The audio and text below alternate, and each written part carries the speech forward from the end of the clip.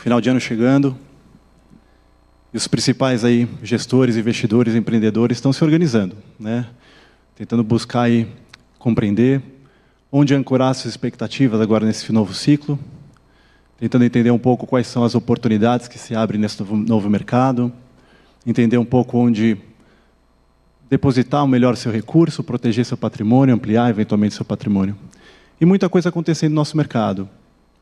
A gente vê aí um novo arcabouço fiscal, a gente está acompanhando agora uma política de inflação, meta de inflação contínua, uma nova composição da mesa da banca diretora do Banco Central. Está difícil mesmo a gente interpretar as novas dinâmicas da economia quando a gente olha, enfim, o mercado de trabalho e inflação de serviços. Mas nessa parte eu acho que nós soubemos entender que algo mudou nessa dinâmica, talvez um aumento de produtividade no mercado de trabalho, vindo desses choques pós-pandemia, e isso permitiu que, mesmo com o mercado de trabalho reduzindo o desemprego e ficando mais apertado ao longo do ano, nós conseguimos desinflacionar os serviços. Começamos com inflação de 6% no início do ano, estamos já acreditando que vamos fechar o ano em torno de 4%. Mas vieram choques, primeiro incerteza, depois choques climáticos, e o problema realmente da seca sobre grãos e produção de carnes, principalmente, mas também inundação no Rio Grande do Sul. Então, esse choque climático, essa questão hidrológica, pegou nos preços mais recentemente. Eu acho que o preço do boi é o principal emblema desse processo, e está influenciando a inflação cheia, assustando um pouco, porque o nível de inflação promete uma certa inércia para frente. E a incerteza, eu acho que eu vou ficar um pouquinho mais aqui na incerteza, que eu acho que talvez tenha sido o principal componente que levou a uma depreciação do real mais forte. A gente começou o ano aí mais perto de 5, estamos aí em 5,70. E aí veio, primeiro, do reposicionamento do FED. Eu acho que mais no primeiro semestre do ano, a curva de juros lá fora estava precificando um FED começando em junho, como consenso maior de mercado. Isso a gente teve que reprecificar, o FED começou agora em setembro, isso fortaleceu, foi um dos fatores que ajudou a fortalecer o dólar, uma perspectiva de mais juros por mais tempo. E a incerteza no Brasil, eu acho que no curto prazo o que explica mais esse fator idiosincrático doméstico, né? A gente iniciou o ano com uma perspectiva positiva para a desinflação, para a política monetária, mas a gente não esperava essa injeção de recursos fiscais que teve e no tamanho que foi, né? A gente está falando aí de mais de 1% do PIB. Se a gente somar pagamento de precatórios, despesas que acabaram vindo fora do limite de despesas, ajuda ao Rio Grande do Sul, e isso tudo foi uma injeção fiscal muito concentrada no primeiro semestre e que foi muito forte. E isso começou a gerar realmente uma zona de incerteza e um aumento da percepção de risco por parte dos atores domésticos. E o Banco Central teve que reagir. E aí eu colocaria um último componente, né, que, enfim, na minha visão, tem retirado potência da política monetária brasileira, que é o problema de comunicação do Banco Central. A gente pode falar, não, por trás está a mudança no board, que está por vir, agora a gente já tem definido quem vai ser o substituto do atual presidente. Mas, de fato, houve o problema dos dissensos dentro do board, uma comunicação que teve uma mudança nos últimos meses, né, sobre função-reação da autoridade monetária. Isso trouxe uma desancoragem e nós estamos hoje com o processo de desancoragem de expectativas de inflação em curso, que é uma dificuldade adicional para o trabalho do Banco Central. Então, acho que são esses os grandes pontos. Obviamente que a situação é complexa, posso ter me esquecido de alguns aqui, mas que levaram a gente a ter essa virada de jogo e essa diferenciação em relação ao resto do mundo. Perfeito, Ana Paula. Inclusive, você coloca em um artigo recente essa questão da comunicação clara e da credibilidade, né, do Banco Central, como fatores essenciais para a transmissão da mensagem. Eu já vou passar, então, Mário, para você, agora tentando uma abordagem um pouquinho maior, olhando para Estados Unidos e o cenário eleitoral que se desdobra. A gente está acompanhando aqui as agendas dos candidatos hoje, elas têm um viés mais inflacionário, seja pelo lado do aumento de gastos públicos, seja pelo viés de eventual diminuição de receita tributária. Né? E, nesse contexto, existe um possível agravamento do déficit fiscal norte-americano e, eventualmente, acelerar um pouco dessas despesas públicas que já passam da ordem de 100% PIB. Então, a pergunta que eu faço para você, Mário, nessa linha, essa trajetória do crescimento da dívida dos Estados Unidos pode afetar a liquidez dos mercados emergentes, como o Brasil, e, consequentemente, né, tem o risco de a gente enfrentar um cenário de ainda mais inflação e, eventualmente, mais juros do que o mercado já projeta hoje, Mário? Bom dia, Fernando. Prazer estar aqui com vocês. Ana Paula, Luiz, agradeço também o convite do GRI. É ótimo estar aqui. Bom, eu tive semana passada inteira nos Estados Unidos, na reunião lá do FMI, Banco Mundial, assisti vários painéis sobre política americana. Foi legal, porque eu cheguei lá com dúvidas sobre quem ia ganhar, achando que era 50-50. Passei uma semana lá, voltei achando que é 50-50. Né? Não evoluiu muito. Eu acho que tem uma incerteza muito grande, ainda mais tendo em vista a figura do colégio eleitoral. Né? Então, um candidato ou candidata pode ganhar a votação popular e, ainda assim, perder a eleição, dependendo de como se distribui a votação em alguns estados. Só para recapitular, a eleição de 2020 foi decidida por algo como 250 mil votos espalhados nos principais estados, ali os chamados swing states. Né? Fernando colocou bem, tem um viés inflacionário na política fiscal americana. Uma coisa que eu também procurei investigar nessa semana foi falar com gente do governo americano, do Tesouro, e também falei com analistas políticos sobre o senso de urgência para atacar o problema fiscal americano, e o senso de urgência é nenhum, porque eles têm a percepção, e é verdade, que a economia americana está indo muito bem, e, com isso, não tem nenhuma pressão para corrigir o problema fiscal, que é grave e que pode piorar, inclusive por pressões para você aumentar gasto com a transição energética, pressões para você aumentar gasto com defesa. Né? O mercado, em geral, acredita que a pressão fiscal tende a ser menor com a Harris do que com o Trump, mas por uma questão política, que se a Harris vencer, dificilmente ela vai controlar o Congresso. O Partido Democrata vai controlar o Congresso. Então, isso vai ser uma trava, ao passo que a maioria dos cenários em que o Trump vence, ele também tem os republicanos controlando o Congresso, menos trava para a expansão de gastos. O Trump fez uns cortes de impostos na primeira passagem dele pelo governo, que terminam no ano que vem. Tudo indica que, se ele for eleito, ele vai rolar esses cortes de impostos. Então, isso seria um primeiro impacto fiscal. Ele está dizendo que vai compensar isso com tarifas. As tarifas tendem a fortalecer a moeda que aplica as tarifas. Então, você pergunta sobre o Brasil, o viés de uma política tarifária agressiva americana é dólar forte. Dólar forte no mundo, dólar forte aqui. Isso diminui a perspectiva de apreciação da moeda, do real, e vai dificultar a vida do Banco Central. Tá? Então, tem muita coisa em jogo na eleição que vai ter daqui exatamente uma semana. Na verdade, a eleição já começou, que já tem milhões de votos, dezenas de milhões de votos que já foram feitos, mas o prazo final, digamos assim, semana que vem, e sim, pode ser bem importante para mercados. Eu acho que a gente já vê, inclusive, mercados emergentes sofrendo com isso. Só um parêntese, hoje, ontem, na verdade, o Itaú participou da colocação da maior emissão soberana da Colômbia. Tá? Os países da América Latina estão conseguindo fazer emissão. Os países da África, os países que são os créditos piores, já estão fora do mercado. Então, já está tendo impacto global essa piora fiscal nos Estados Unidos. Tá? E pode agudizar, dependendo do que o novo governo for fazer. Obrigado. Eu vou só pegar um gancho, Mário, acho que até você mencionou a questão do dólar forte, E fazendo um paralelo aqui com o câmbio, né? Acho que uma das grandes surpresas negativas do Brasil esse ano foi a grande oscilação do câmbio, e o real acumulado no ano já é uma das 4 piores moedas, né, no cenário brasileiro. Como é que você enxerga essa questão da desvalorização, principalmente frente a um balanço de pagamentos forte que o Brasil tem hoje?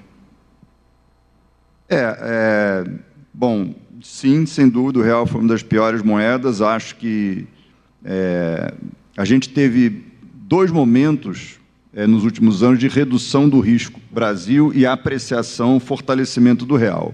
O primeiro foi quando o arcabouço fiscal foi lançado, em 2023, e o segundo foi quando o governo confirmou que a meta de inflação seria 3%. Não só pela meta, mas pelo que isso significa, sinaliza sobre como a economia vai ser administrada, né? De lá para cá, o risco voltou a subir e o real a sofrer. O ponto de inflexão foi quando houve alteração da meta fiscal para 2025. Tão cedo, né, no ano, tão cedo na vigência do regime do arcabouço fiscal, já estão alterando a meta de primário para 2025, o risco subiu e, de lá para cá, não se acomodou. Pessoas no entorno, digamos assim, do governo, do ponto de vista intelectual, vivem defendendo a elevação da meta de inflação, que também não ajuda do ponto de vista de risco, né? E isso ajuda a explicar. Dólar mais forte do que se esperava, como a Ana mencionou, as perspectivas para a política monetária nos Estados Unidos foram se alterando, né, ao longo do primeiro semestre do ano, e movimentos aqui dentro que aumentaram o risco do país e, consequentemente, ajudaram a pressionar a moeda. Perfeito. Luiz Fernando, agora a pergunta para você. Acho que um dos principais fatores nossos, né, para precificar ativos, naturalmente, é a taxa de juros de longo prazo, taxa real. E a gente vem acompanhando uma curva de juros de longo prazo, a gente vem acompanhando que as taxas reais acima de inflação negociando acima de 6,70 para os prazos mais estendidos, né, o que, naturalmente, para a gente acaba surgindo algumas dúvidas e preocupações. Como é que você interpreta esse patamar, Luiz? Essa taxa está elevada ou está adequada para o seu contexto atual? E vou ainda além, né? O que é a sua cabeça para o comportamento dela para os próximos 12 meses? É possível que ainda tenha mais elevações ou a expectativa dela se estabilizar e, eventualmente, começar a mostrar uma queda gradual? Bom dia, Fernando, Ana, Mário, GRE, obrigado aí pelo convite. Bom dia a todos. Então, né? Quer dizer, o Brasil tem uma taxa de juros que é praticamente pornográfica, né? Não só de curto prazo, mas como de longo prazo. A gente, um pouco antes, Ana e eu estávamos conversando um pouquinho, aí o comentário o Brasil tem uma taxa de inflação de 4,5% e tinha um juro de 10,5%. Ele agora está tendo que subir o juro para, sei lá, 12, 12,5%, para alguma coisa assim. Como assim, com uma taxa de juros já tão alta, ele precisa subir os juros? A resposta, e daí tem a ver muito com o que a Ana e o Mário falaram, são más políticas, má prática de políticas públicas. É disso que se trata. O Brasil passou 6 anos reformando, né, desde a época do Michel Temer, na época do Bolsonaro. Ele melhorou muito, não só a situação fiscal, mas nesse período, né? Mas fez uma série de reformas que os economistas em geral têm errado muito suas projeções, porque o Brasil tem andado muito melhor do que todo mundo está conseguindo projetar. Isso tem a ver muito com as reformas que foram feitas, que é muito difícil mensurar, né? Mas o que esse governo tem feito, quer dizer, ele herdou uma prática, uma série de reformas que melhoraram muito o ambiente. Então, o Brasil, no curto prazo, tem andado muito melhor, só que ele teima em tomar medidas práticas assim, muito na direção oposta, a não ser quando não dá, ele acaba não fazendo. Então, a taxa de juros, a Bolsa em dólar hoje caindo 20% no ano, enquanto que as bolsas lá fora sobem entre 10% e 20%. Quer dizer, o Brasil estar com seus ativos na contramão do mundo, e isso vale para a curva de juros de longo prazo, tem a ver com isso, né? Tem a ver com um país que melhorou, mas as práticas não estão nos levando para um lugar melhor, estão nos levando para um lugar pior do que a gente estava, né? Na questão fiscal, não é uma deterioração muito grande, mas ela é gradual e a narrativa é a pior possível. A política fiscal, não só do ponto de vista de risco de endividamento, etc., mas ela também está atrapalhando, tem sido incompatível com a política monetária. Eu até recentemente fiz um artigo em que eu dizia o governo fica acelerando e o Banco Central brecando. Não dá para esse carro andar direito, né? E daí, no final, se o governo acelera, o Banco Central tem que brecar mais, que é o que ele está fazendo agora, né? Então, quando a gente olha a taxa de juros subindo, ela é o exato reflexo, o exato aumento de custo vindo de más práticas de política pública, nesse caso da política fiscal, né? A própria política monetária hoje está num momento muito sensível, porque a narrativa do governo é a pior possível, né? A ponto do presidente dizer, não, quando o novo presidente do Banco Central entrar, o juro vai cair. O novo presidente indicado do Banco Central dizendo, não, o Lula realmente está nos dando liberdade. Como? A liberdade foi dada pelo Congresso, foi pela Constituição e não pelo presidente. Quer dizer, o Banco Central passou a ser uma autarquia de Estado, não mais uma autarquia de governo, formalmente, né? Então, isso tudo faz com que esse juro fique alto demais. A minha percepção, até que ele está, como até o próprio presidente do Banco Central, Roberto Campos, tem dito, acho que os mercados brasileiros eles estão sofridos demais. Eventualmente um pouco mais do que devia. Não é muito mais, mas é um pouco mais do que devia. E mesmo com esse conjunto de políticas na direção errada, não está com cara que eles vão dobrar, triplicar a aposta, trazer um déficit fiscal muito, muito maior para frente. O que quer dizer que, provavelmente, na margem, a gente possa ter até alguma melhora dos ativos brasileiros. Eu não estou dizendo que a prática é muito melhor, mas a gente piorou tanto e os mercados precificaram tanta piora para frente que, eventualmente, essa piora não será dessa magnitude. O que eu quero dizer é, esse juro de 6,70, 6,60 dos papéis de longo prazo, muito provavelmente eles tendem a reduzir um pouco, mas é muito difícil que a gente tenha um ambiente de apetite a risco com esse conjunto de políticas, né? Sabe aquela história quando você espera muito pior e o pior não vem um pouquinho melhor do que o pior, você fala, bom, que situação boa, né? Aquela história de tirar o bode da sala, né? Então, é um pouco isso que a gente está vivendo. É uma piora gradual, mas que não é tão intensa a ponto de corroborar com esse nível de juros, eventualmente, até a Bolsa tão barata, tanta desvalorização cambial como a gente teve, e assim por diante. Posso adicionar só um... Por favor. Primeiro, do ponto de vista de automotivo, né, essa combinação de pisar muito forte um pedal no acelerador e outro no freio pode, inclusive, levar à capotagem, né? Então, é algo para ser evitada. A analogia que o Luiz Fernando fez é muito boa. Outro ponto importantíssimo que ele mencionou é que os ativos brasileiros estão baratos. Os investidores lá fora estão vendo isso. Essa é a percepção que eu tenho obtido, a Ana deve também tá colhendo isso, tá? O que significa que precisa pouca coisa, e essa pouca coisa tem que vir do lado fiscal, para o ânimo e o preço dos ativos melhorarem. Precisa tirar o bode da sala, como o Luiz Fernando falou, tá? Então, o mercado espera ansiosamente um anúncio fiscal que deve vir nessa semana ou na semana que vem, tá? Isso pode ser o gatilho para alguma melhora nos preços de ativos brasileiros, muito por conta do nível que eles estão. Então, o Brasil está muito descontado. Então, não precisa muita coisa para os ativos reagirem, mas precisa alguma coisa.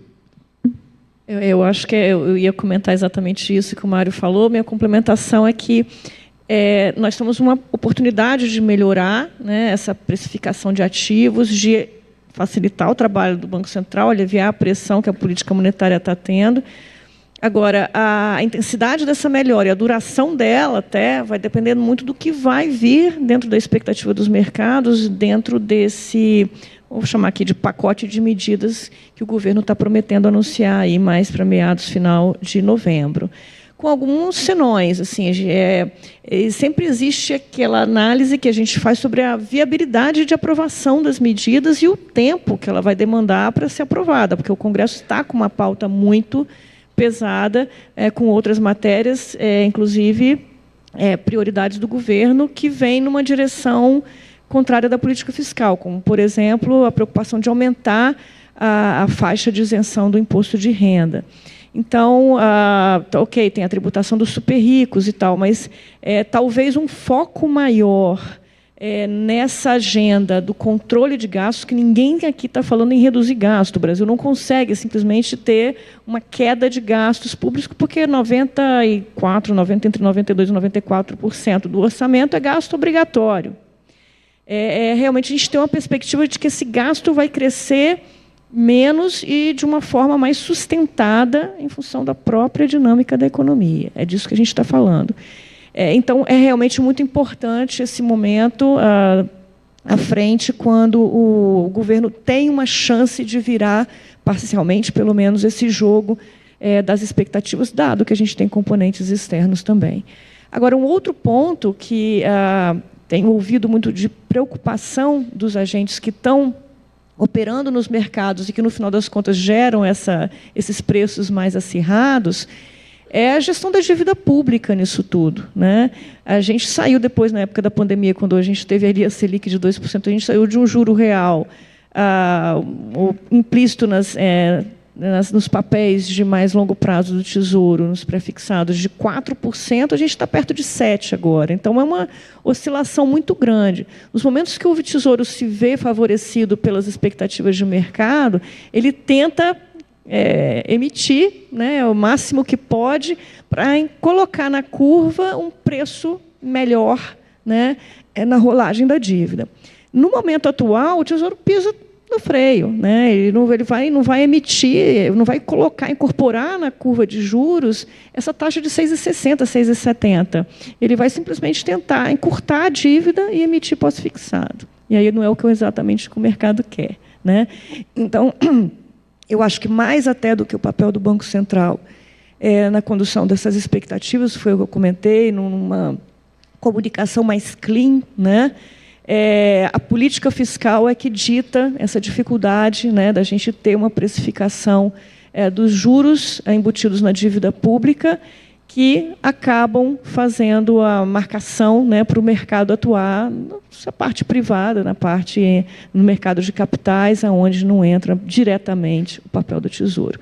Então, eu acho que essa fricção, só para a gente explicar por que tanto a gente fala, é o fiscal que está sobrecarregando esse juro de longo prazo. Perfeito. Olhando para o ano que vem, o mercado já projeta aí Selic indo para quase 13%, que para uma inflação de 4%, isso implica juros real quase 9%, um número aí impressionante, né? Naturalmente, a gente enxerga que existe um trabalho fiscal aqui para ser agendado no paralelo, e essa agenda fiscal é muito sensível para a gente, né, os tomadores de decisão, investidores, gestores, empreendedores.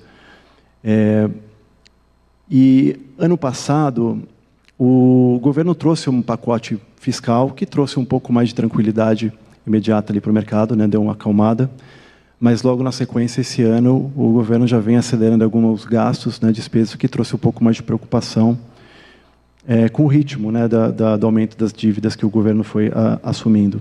E principalmente nessa linha de tentar focar no aumento de arrecadação em detrimento de atacar a questão dos gastos, né? Então, Mário, uma pergunta para você. É possível continuar com essa estratégia de ajuste fiscal? Ou seria melhor concentrar os esforços no corte do crescimento da despesa obrigatória? Um pouco na linha do gancho que você falou, do pacote que deve estar vindo aí muito em breve, essa ou próxima semana. O que precisa ser feito para melhorar o fiscal e evitar um crescimento muito forte da dívida pública, então, Mário?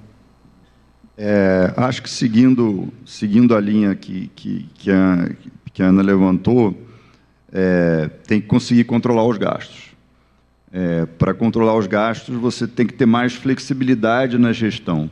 Tá? Então, a gente tem várias regras que dificultam enormemente. Por exemplo, você tem despesas que crescem em função automaticamente quando as receitas aumentam. Tá? Então, de certa forma, se você for fazer ajuste fiscal pelo lado da taxação, e a carga tributária já é elevadíssima, você tem que fazer 2 para 1. Tá? Você tem que fazer 2 vezes o tamanho do ajuste em aumento de imposto, porque parte das receitas viram despesa automaticamente. Tá?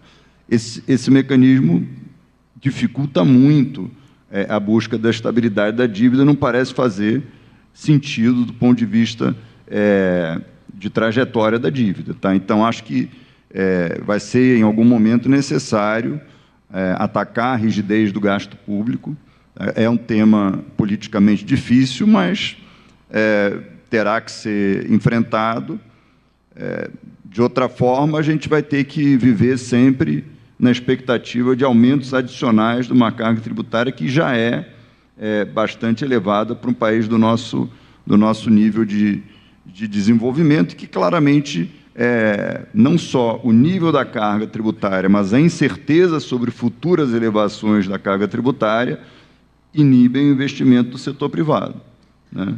Então, sem enfrentar a rigidez, a perspectiva para o ajuste, ou para um ajuste fiscal de qualidade que faça sentido, é bem limitada. Tá? Os economistas têm levantado, né, a questão do crescimento que se chama dessas operações quase fiscais, né? Essas operações com fundos públicos que indiretamente têm impacto fiscal. Isso é realmente um motivo de preocupação, Mário? Pode dificultar o ajuste das contas públicas?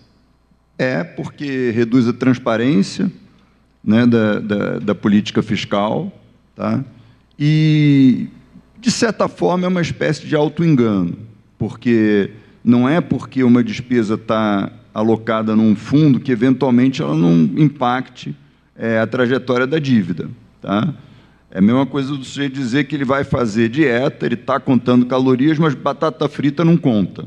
Entendeu? É um auto-engano. Ela vai impactar a trajetória do peso do cidadão. Né?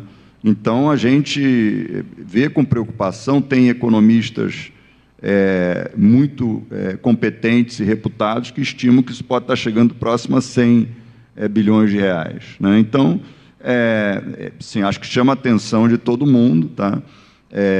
E fragiliza o próprio sentido do arcabouço. Se o arcabouço prevê um limite para o crescimento dos gastos primários do governo, eu começo a tirar gasto daí, eu posso até cumprir esse limite, só que é auto-engano. Eu não estou fazendo uma política que contribui para estabilizar a dívida. E tem um outro aspecto que eu até cheguei a comentar, que é a questão do quanto o governo está acelerando. Porque não é só a questão da dívida, que é muito ruim, amplia prêmio de risco, dificulta a rolagem, etc. Mas tem o outro lado, que é uma política incompatível com a própria política monetária. Eu estou cumprindo aqui, claro, porque eu estou dando uma volta, né? Então todos sabemos que não está cumprido, mas no final das contas o impulso fiscal está atrapalhando o Banco Central. E está fazendo com que, né, como eu comentei, um juro de 10,5 se tornar um juro baixo para o ambiente que a gente está vivendo, porque a economia está mais acelerada do que deveria.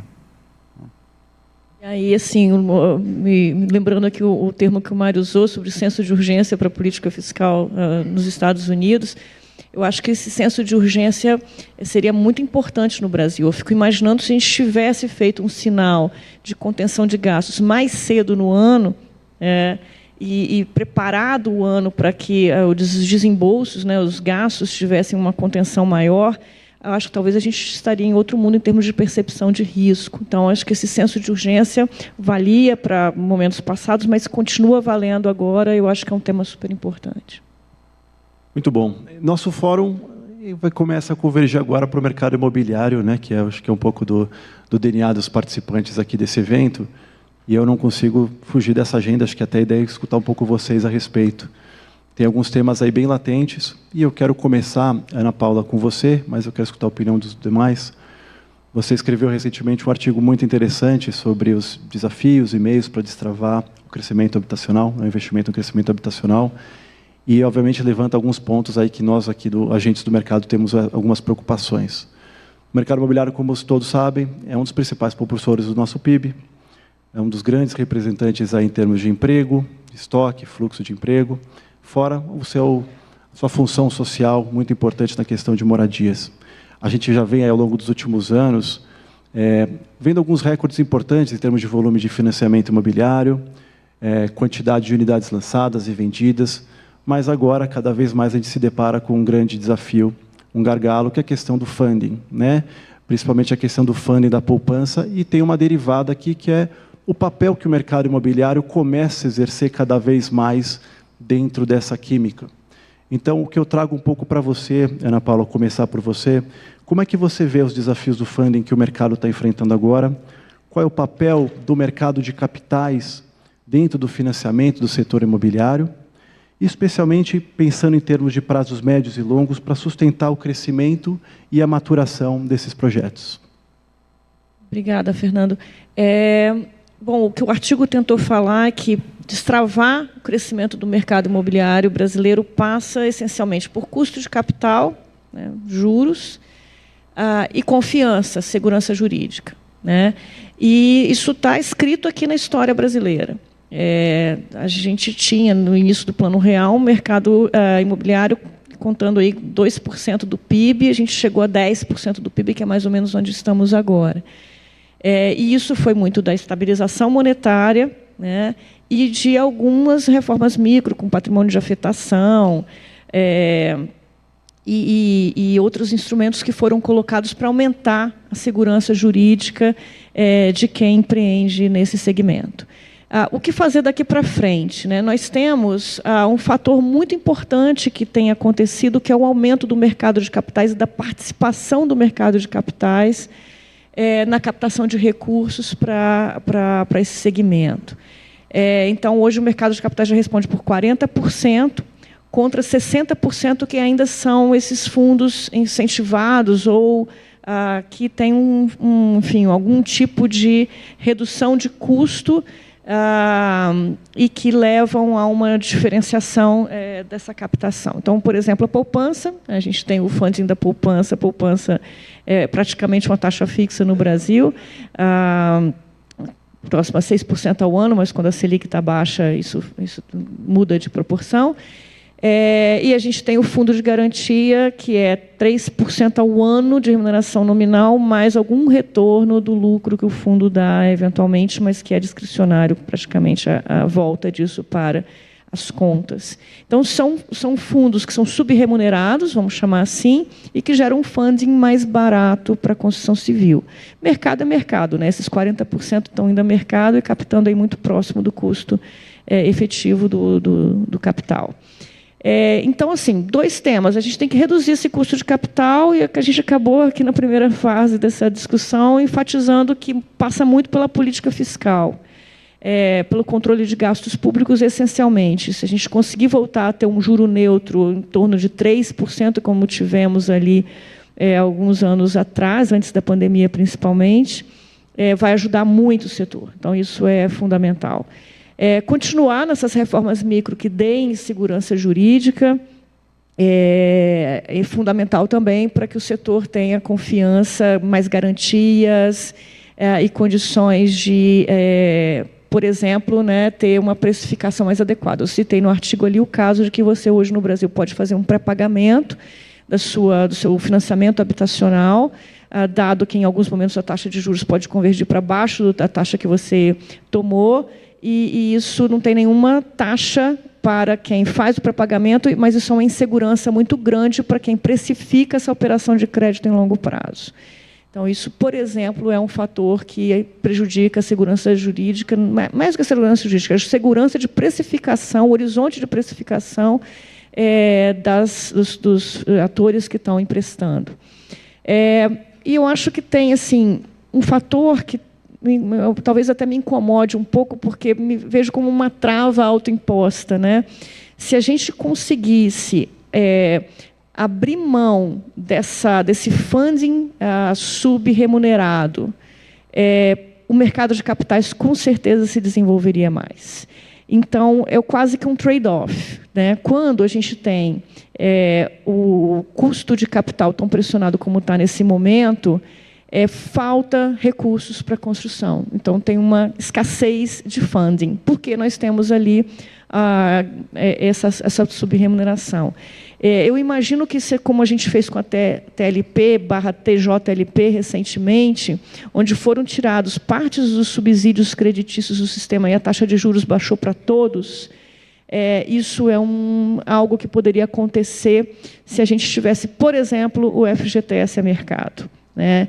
Eu sei que isso é um tema super polêmico, o FGTS é 1/4 de todo o funding, mas o que a gente tem que vislumbrar, eu acho que para um tema final aqui para reflexão, é que estruturalmente o investidor brasileiro está mudando o comportamento, né? Ele não quer mais a poupança, né? Olha nesse momento o que está acontecendo com o investidor em poupança, né? Ele quer realmente ter um pouco das opções que o mercado está dando, super diversificado, com tipos de investimentos para quem quer mais risco, para quem quer menos risco. Os produtos estão muito diversificados e os investidores cada vez mais querem ter acesso a isso, até os pequenos investidores, né? Sem falar no Tesouro Direto, nessas opções que estão democratizando outras formas de investimento. Isso está mudando e vai mudar cada vez mais. Eu acho que isso é uma questão estrutural que não tem volta. E o FGTS, tomado pelo desafio, né, que não está dando conta de tanta demanda em cima dele. Então, se a gente conseguisse ter mais liquidez dentro desse sistema, com menos subremuneração, eu imagino que isso seria um fator também de puxar preços para baixo. Melhoraria a precificação, o mercado de capitais é uma coisa com muito mais agentes, muito mais contestável, portanto, então os spreads são definidos de uma forma muito mais contestada, e a gente poderia ter, pelo menos, um grau de incerteza menor quanto a esses preços de funding, né? E isso provavelmente redundaria em mais funding para o setor. Mas, enfim, acho que, resumindo, passa pelo mercado de capitais, esse crescimento, passa pela redução do custo de capital e do custo de crédito. Perfeito. Alguém quer complementar alguma coisa? Podem para a próxima? Vamos para a próxima. Já vou para você, então, Luiz. No livro Fora da Curva, você reforça ali os 4 pilares dos bons investimentos. E eu achei muito interessante, tomei a liberdade de fazer uma analogia com a nossa indústria de fundos imobiliários, eu quero saber se faz sentido sob a ótica da sua abordagem. O que você defende ali, dos 4 pilares, o primeiro deles é o histórico dos profissionais que vão cuidar dos seus investimentos. Eles podem evitar que você cometa grandes erros. Aqui, acho que o paralelo é fácil, né? São os gestores dos ativos que cuidam dos fundos, seus históricos, as empresas, o organismo que eles estão inseridos. Segundo, em uma crise, é hora de buscar oportunidades. Por exemplo, títulos de renda fixa com boa rentabilidade e riscos controlados. Aqui eu pensei num paralelo com os fundos de CRI, eventualmente fundos de CRI high grade, que negociam hoje na Bolsa com desconto a patrimônio, são algumas oportunidades de entrada. Terceiro, nem todas as ações que caíram demais são boas alternativas de investimento. É preciso analisar a situação da empresa. Mesma coisa aqui. A nossa indústria de fundos negociando com grande desconto a patrimônio, eventualmente a gente acha que tem boas oportunidades, com yields elevadíssimos, mas você tem um problema intrínseco. A gestão, a localização ou algum grande inquilino que está de saída. E, por fim, fundos multimercados são interessantes, especialmente em uma crise, porque são flexíveis e podem mudar de estratégia de acordo com o comportamento de mercado. E aqui eu penso no nascimento, né, do recente hedge fund imobiliário, inclusive a Mauá também tem um hedge fund imobiliário, que ele vem para tentar transitar e fluir bem nas adversidades do mercado. Então, a pergunta para você, Luiz, faz sentido essa comparação? E como você avalia o desenvolvimento da indústria de fundos imobiliários? Bom, essas dicas aí tem acho que uns 10 anos, mas tudo bem, acho que ainda estão valendo. Eu sou assim um enorme entusiasta dessa indústria. Na Mauá, que a nossa origem foi com o fundo multimercado, né, lá em 2005, mas em 2012 nós já começamos com fundos imobiliários, entendendo que em algum momento a caixa não ia ser, ou a poupança não ia ser suficiente, e que ia ter que ter dinheiro de mercado de capitais para financiar essa indústria, e que o Brasil, né, como uma enorme jabuticaba, né, que todo mundo compra casa à vista, isso já mudou, mas até pouco tempo atrás, né, as casas eram todas casas, apartamentos, escritórios, todo mundo comprava cash em vez de comprar financiado, né? E que isso, de alguma maneira, ia na direção do que acontece no resto do mundo. A gente precisava ter só algumas condições, que elas, de fato, muitas delas aconteceram, né? Quer dizer, como a Ana falou, patrimônio de afetação, alienação fiduciária, uma série de mecanismos que dão mais confiança para o crédito. O país assim mais estabilizado, que mesmo com o juro alto você consegue fazer investimentos de mais longo prazo. Então, assim, eu sou um enorme entusiasta dessa indústria, porque ela está crescendo direito, ela não está crescendo com enormes alavancagens, como você já viu, por exemplo, no caso americano. Aqui, a nossa indústria, principalmente de fundos, ela é muito regulada, mas é que ela é muito bem regulada, né? Os hedge funds lá fora não tinham nenhuma regulação. Bom, o que teve de fraude, de problema, foi uma coisa maluca em 2008. Isso nunca aconteceu no Brasil. E a indústria se desenvolveu com essa regulação, né?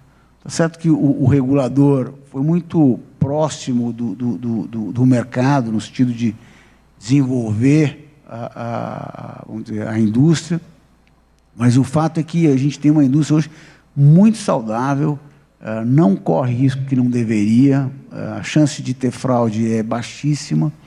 Então, assim, eu vejo esse mercado continuando a crescer, a indústria de fundos, principalmente imobiliária, continuando a crescer.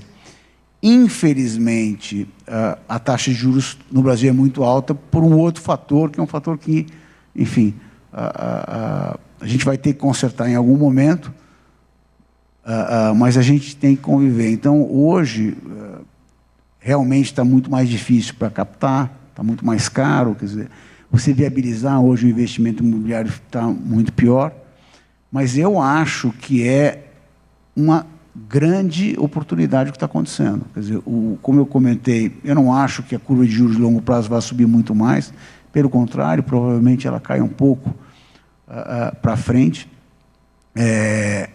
Fundo imobiliário é comprar duration, é comprar essa curva, com um nível de colateral que assim, faz realmente serem, principalmente, né, os CRIs, etc., serem operações que têm até uma certa assimetria de muito retorno com um risco muito baixo, tá? E a própria maneira que a indústria tem se comportado tem levado muito nessa direção. Então, eu sou muito animado com essa indústria. E você enxerga o nosso mercado de fundos imobiliários hoje robusto? Como que ele se comporta? Você acha que para onde que estão as vertentes de crescimento? Como que a Mauá Jive hoje está se posicionando para explorar essa oportunidade que você mencionou? Não, eu acho muito robusto o mercado. Ele foi muito bem construído, tanto que a gente, o Brasil é um país volátil para danar, né? Toda hora tem uma encrenca nova.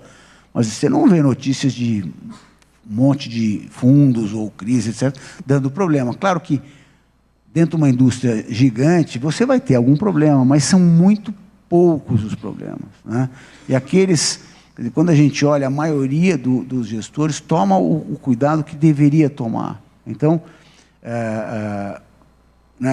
eu lembro que nós chegamos a ter produtos na Mauá que a gente resolveu não ter mais, por não ter convicção de que ele era bom para o investidor, né? Porque não adianta você ter um produto que é bom para a asset, mas não é bom para o investidor, né? E, no caso, os fundos imobiliários são muito bons para os investidores. até porque também são isentos e tudo. Eles são aqueles produtos que geram um valor para o cliente, sim.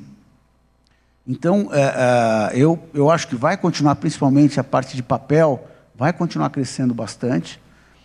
Difícil um ambiente como o que a gente está agora, né? Porque até você gerar bons créditos imobiliários com juro tão alto, você tem que tomar mais cuidado. Mas, assim, eu acho que vai crescer e, dentro da nossa estratégia, na Jive Mauá, nós estamos indo também para o lado do tijolo, que eu acho que esse tem muito mais para se desenvolver. Assim, relativamente, eu acho que ele está até um pouco atrasado comparado aos fundos, vamos dizer, imobiliários de crédito. Enfim, no final a gente acha que os dois vão crescer, mas no nosso caso nós agora estamos um pouquinho mais tentando, até porque no caso da Jive Mauá a gente tem muito mais crédito do que tijolo. Então a gente está indo um pouco mais para esse lado. Eu vou fazer uma última pergunta, que eu acho que a gente já terminou nosso tempo. Aí eu acho que é para os três, tentar não ser só imobiliário, mas mais para o mercado de capitais. A gente já está há 2 anos, pelo menos, com uma janela de IPOs e novas ofertas praticamente parada, né, no mercado. Isso, obviamente, também se vale para os fundos imobiliários. O que precisa ser feito para voltar à abertura, né, dessa janela na Bolsa? Será que vai ficar só para o próximo governo, dado agora esse momento de ciclo elevado de juros que a gente vai enfrentar mais uma vez? Bom, acho que precisa, pelo menos, a gente ter uma perspectiva de final do ciclo de alta de juros, né, e, eventualmente, um ciclo de corte de juros. Tá difícil ver a janela reabrindo no momento que você está num processo de elevação de juros que pode chegar a 12, 13, 13,5% de Selic, né? Então, algo que, pelo menos para esse primeiro semestre de 2025, não parece muito no radar, não. Tá? Eu concordo totalmente. Quer dizer, nós estamos num ambiente hoje que está fácil ficar pessimista. Assim, até quando a gente olha os estrangeiros, né, que se achava que com o governo Lula nós teríamos um grande fluxo de estrangeiros, porque vai ter uma imagem melhor. Isso não está acontecendo. Todos os dias sai dinheiro da Bolsa brasileira, localmente nos fundos e dos estrangeiros também. É muito difícil, né, um ativo real com juro real a 7%, 8% ao ano. É muito difícil que ele tenha valor. Então, nós estamos naquele ambiente que, para ativos reais, diferente para investimento em fundo imobiliário, estou dizendo ações, empresas, é muito difícil que essas empresas deixem de ficar barato num ambiente como esse. E, também do ponto de vista do investidor, eu acho que é um pouco como o Mário disse, a gente precisa avançar no ciclo, torcendo para que o governo vá na margem um pouco melhor no fiscal, porque daí abre realmente um espaço para o Banco Central reduzir, talvez não reduzir tudo que a gente gostaria, mas reduzir o juro um pouco mais lá na frente. Se isso não acontecer, a gente vai conviver com juro muito alto. E, de novo, ativo de risco com juro muito alto é difícil mudar de preço, né? Não poderia concordar mais. E quando a gente tem esse contexto de juro alto, acaba que você deprecia o valor dos ativos, né? Então, pela ótica estratégica das companhias, o ideal é esperar uma janela mais positiva para você poder ir ao mercado. E tem uma outra coisa que está acontecendo aqui, do ponto de vista do financiamento corporativo, propriamente dito,